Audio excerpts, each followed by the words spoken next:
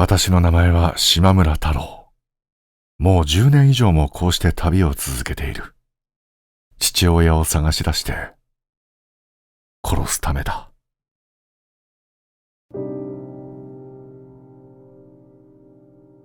旅を続けるにはどうしても旅費を稼ぐ必要がある。主に SR のガソリン代とメンテナンス費用、そして私の食費だ。旅先で街の賑やかな通りの片隅に腰を下ろし、路上でささやかな革細工の店を広げるのが今の私の日常だ。無許可で勝手にやっているのだが、頭をよぎるのは違法薬物を売りさばけば簡単に稼げるという誘惑だ。だがそれは決して選ばない。ある人と交わした一つの約束。薬物には絶対に手を出さない。その約束がたとえ目の前の金に困窮していても私を踏みとどまらせる理由だった。美しい景色が広がる道を SR で走り抜ける。遠くの山々が夕日に染まり始めている。空は茜色から徐々に橙色へと移り変わり、やがて濃い影を落とす雲が街の輪郭を浮かび上がらせていく。夕焼けが街を茜色に染める中、いつものように路地裏の一角で店を広げる。空気はまだ少し暑さを残しているが、日が沈みかけるとともに少しずつ冷たい風が混じり始めている。商品を並べ、椅子に座って新しい商品を作ったりしていたが、通りを行き交う人々は誰も足を止めない。客などめったに来ることはない。まあいつものことだ。ついうとうとと目を閉じてしまう。夕焼けの光に包まれ、心地よい眠気が全身を覆っていく。どれくらい経ったのか、ふと気配を感じて目を開けると、目の前に人影が立っていた。見上げると、そこにはフケだらけの頭、目元にどす黒いクマ、にたーっと気色の悪い笑顔のおばさんが立っていた。おばさんは不気味ににやけた顔を崩さないままこちらに話しかけてきた。こんにちは。ねえ、ちょっといいかしら。うちの息子に何か習い事をさせたいと思ってたの。ねえ、うちの息子に革細工を教えてやってくれない？うちに来てさ、一から丁寧に。ああ、もちろん報酬は払うわよ。それに、毎回食事もご馳走するわ。私の頭の中に警戒心が湧き上がっていた。だが、その言葉には一縷の魅力もあった。どう？悪くない話でしょ？しばらく逡巡したものの、話を聞けば条件はかなりいい。結局、これから1ヶ月の間に週2日、おばさんの家に通って革細工、レザークラフトを子供に教えることになった。しかも、毎回食事まで振る舞ってくれるという。正直、不気味さを感じないと言えば嘘になる。おばさんの張り付いたような笑み、得体の知れない雰囲気。だが、旅の資金が確保できるというのは大きい。収入の見通しが立つのは喜ばしいことだ。そして何より、もうカエルなんぞ食べたくはないのだ。案内されてたどり着いたおばさんの家は、見るからに古びて小汚い家だった。夕暮れの薄暗い光がその家全体に奇妙な影を落とし、怖い雰囲気を醸し出していた。そんな中でこちらを振り返ったおばさんは、あのニターっとした気味の悪い笑顔をさらに深めた。どうぞ、上がってください。足を踏み入れることに妙なためらいを覚えたが、約束をした以上ここで引き返すわけにもいかない。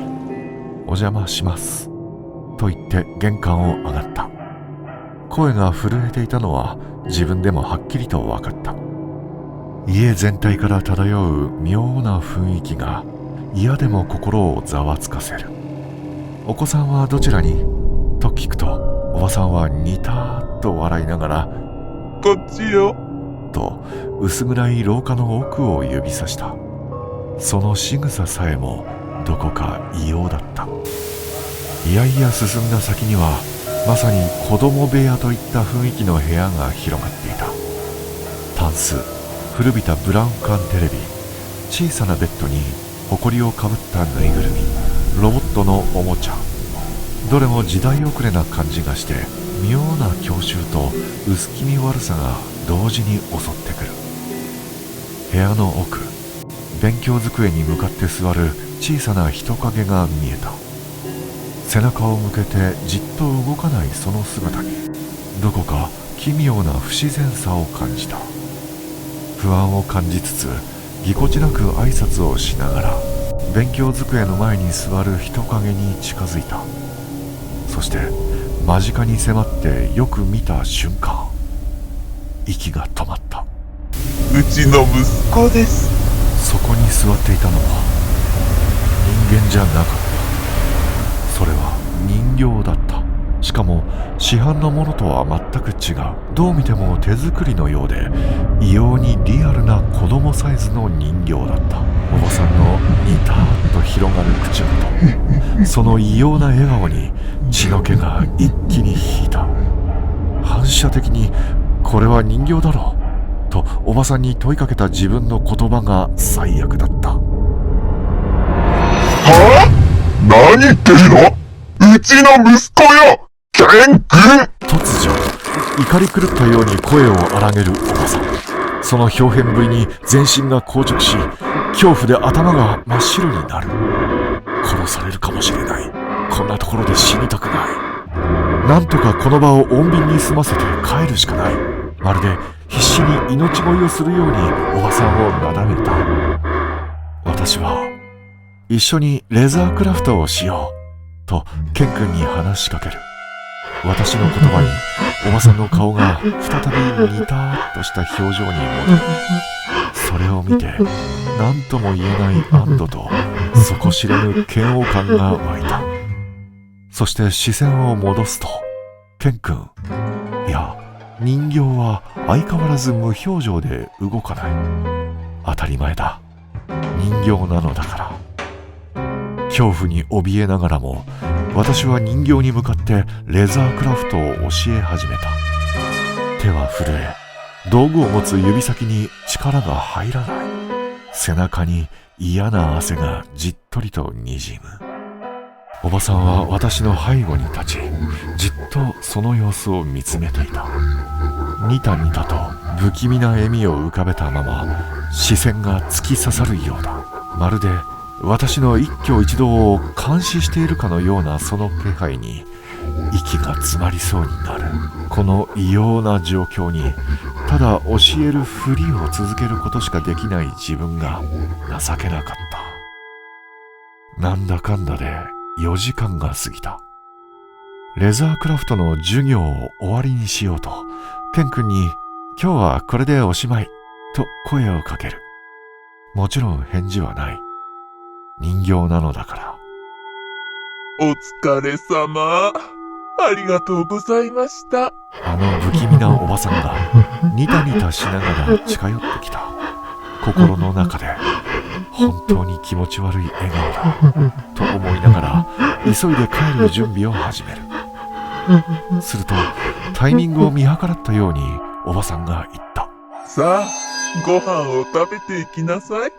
こんな不気味な家で出てくる食事なんてたまったものではない。私は何とか気持ちを抑え丁重に断った。しかし食べていきなさいよ。耳をつんざくような怒声が部屋中に響き渡る。本当に殺されるかもしれない。ここで逆らったらどうなるかわからない。私はしぶしぶ了承した。心の中ではどうにかしてここを出たいと必死に考えながらも表情には出さないように伝えた。その後ダイニングに通され古びた椅子に座らされた。おばさんはキッチンに立ち調理を始める。おばさんが包丁を握った瞬間、心臓が跳ねるようにドキッとした。冷や汗が背中を伝う。あまりにも異常な状況で全てが恐ろしい妄想につながる。視界の隅で錆びた鍋が取り出される様子を見てさらに嫌な予感が膨らんだ。おばさんはその鍋で何かを煮込み始めた。しばらくすると漂ってきたのはカレーの匂いだった。カレーか。普通の飯でよかったと心底ほっとした。緊張がわずかに和らぐ。はい、どうぞ。やがておばさんが不気味に笑いながら皿を差し出してきた。目の前に置かれたのは汚い皿に盛られたカレー。添えられていたのはコンビニのスプーンを使い古したと思しきものだった。一口恐る恐る食べる。意外にも普通のカレーだった。まずくもなく、特別美味しくもない、わずかな安堵を覚えた。お口に合うかしら。おばさんがニタニタと笑いながら問いかけてくる。その顔が近づいてくるたびに背筋が凍る思いだった。怒鳴られるのが怖いので、過剰なくらいオーバーなリアクションで美味しいと返した。そう、よかったわ。おばさんは満足そうにうなずき、次に信じられない言葉を口にした。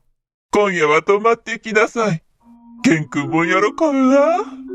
ぜひ泊まっていって。その瞬間、意味がわからなかった。頭の中が真っ白になる。なぜ泊まる必要があるのか、どうしてそんなことを言うのか、私は丁重に断った。しかしそんな言葉はおばさんには通じなかった。泊まってきなさいよ。ケン君がかわいそうでしょ。突然の怒声に体がすくむ。おばさんの表情は怒りで歪み、目には狂気が宿っていた。その迫力に逆らう勇気など持ち合わせていない。おばさんの月光に逆らえば次に待ち受けるのは何か。それを想像するだけで背筋が凍った。私の身一つならなんとかこの家から今すぐ脱出できる。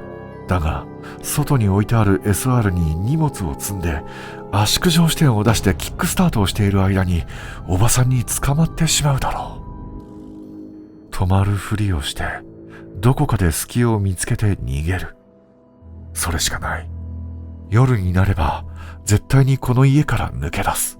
震える手を押さえつけながら逃げるタイミングを考え続けた。結局私はケン君の部屋でケン君と一緒に寝ることになった。いや、正確にはあの不気味な人形と一緒に寝ることになったのだ。こんな気味の悪い人形と一緒の布団で寝るなんて考えるだけで吐き気がする。おばさんは相変わらず不気味な笑みを浮かべて布団を用意している。ケン君、よかったわね。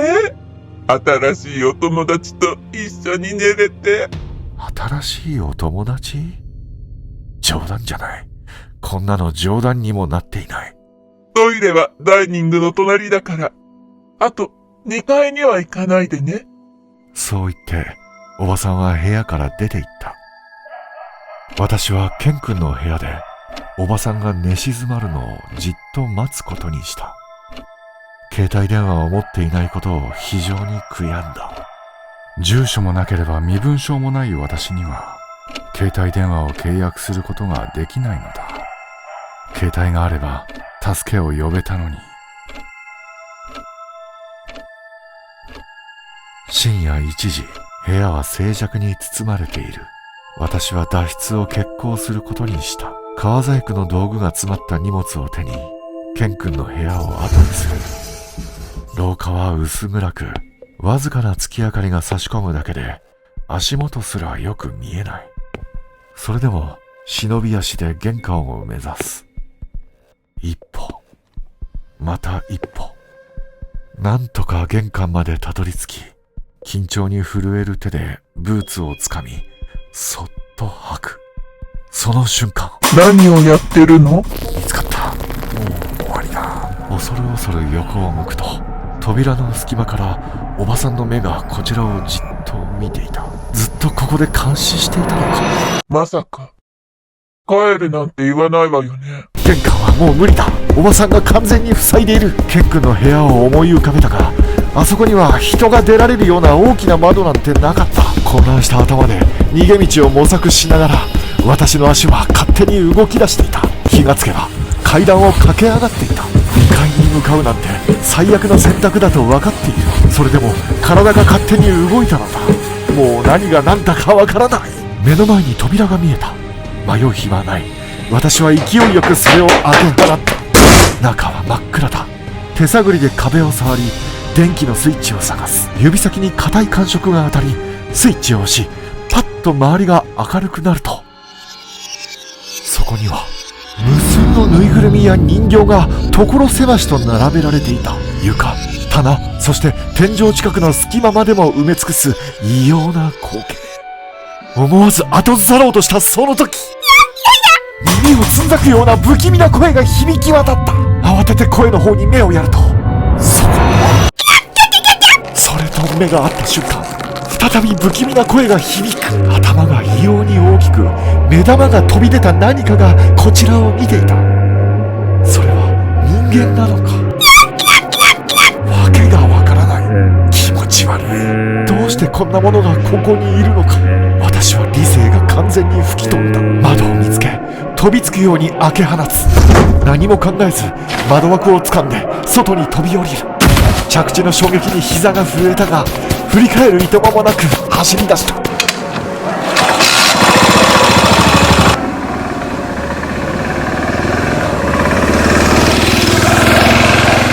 あれはおばさんの本当の子供なのだろう。